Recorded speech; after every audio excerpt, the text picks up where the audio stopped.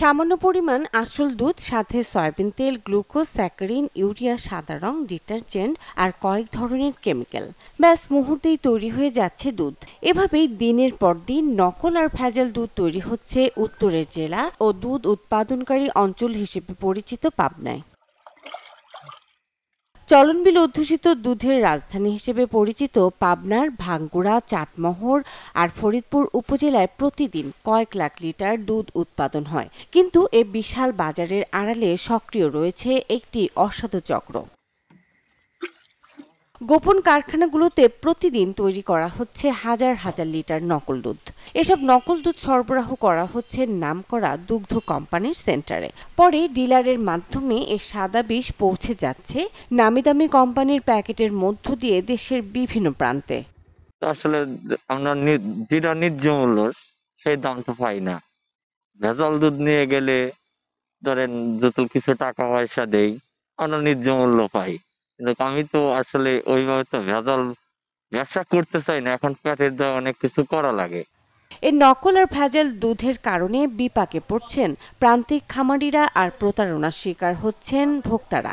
আমরা অরিজিনাল দুধ বিক্রি করতেছি, তারা নিয়ে যা ক্রিমটা নিয়ে ভেজাল বানায়া মিলি দিচ্ছে। তো নতুন এবং ফিরে আসা গ্রাহকদের জন্য নগদে চলছে ক্যাশব্যাক সহ প্রতিদিন হাজারো উপহার জেতার সুযোগ। হবে আশা আর ফেরা, সারপ্রাইজ সেরা। আমরা এই জন্য ক্ষতিগ্রস্ত। দুধের দাম লাগবে ৬০ থেকে ৬৫ টাকা, সেখানে ম্যানেজাররা ভেজাল দুধ তৈরি করে বিক্রি করতেছে ৫০ থেকে ৫৫ টাকা। দুধের মধ্যে তারা ভেজাল মিশ্রিত করছে এবং অসাধু কিছু ব্যবসায়ীরা কেমিক্যাল মিশ্রিত দুধ সারা বাংলাদেশে ছড়িয়ে দিচ্ছে। এখান থেকে আমি এর প্রতিকার চাই এবং প্রশাসনের দৃষ্টি আকর্ষণ করব, অতি দ্রুত এদেরকে আইনের আওতায় এনে শাস্তি দেওয়া হোক। দুগ্ধ ব্যবসায়ী সমিতির দাবি, আইন শৃঙ্খলা বাহিনীর কঠোর নজরদারি ছাড়া এ চক্রকে থামানো সম্ভব নয়। তো অসাধু লোকজন ট্রান্সপোর্টের মাধ্যমে কেমিক্যাল নিয়ে আসতেছে, আমাদের দুধ শিল্প নষ্ট করতেছে। আমরা এর প্রতিকার চাই। দুধ উৎপাদিত অঞ্চল থেকে দুধের সেবা পাচ্ছি না, এই ব্যাপারে আমরা প্রশাসনের হস্তক্ষেপ কামনা করি। স্বাস্থ্য বিশেষজ্ঞরা বলছেন, নকল বা ভেজাল দুধ পানে ক্যান্সার, কিডনি ও লিভারের মারাত্মক সমস্যা দেখা দিতে পারে। এমনকি শিশুদের জীবন সংশয়ও রয়েছে।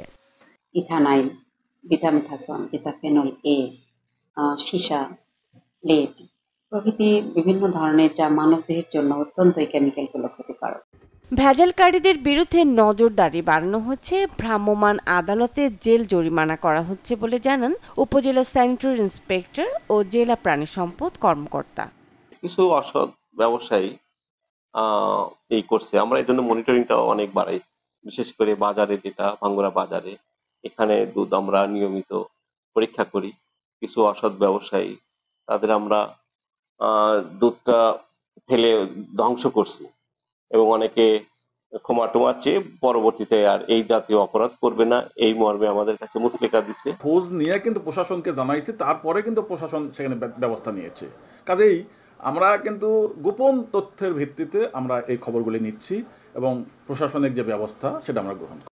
জেলা প্রাণী সম্পদ দপ্তরের তথ্য মতে পাবনা জেলায় গাভীর খামার রয়েছে ৯,৬৬৫টি, যেখান থেকে প্রতি বছর দুধ উৎপাদন হয় ৩০ কোটি ৪০ লাখ লিটার। আর বছরে জেলায় দুধের চাহিদা ২০ কোটি ৩০ লাখ লিটার।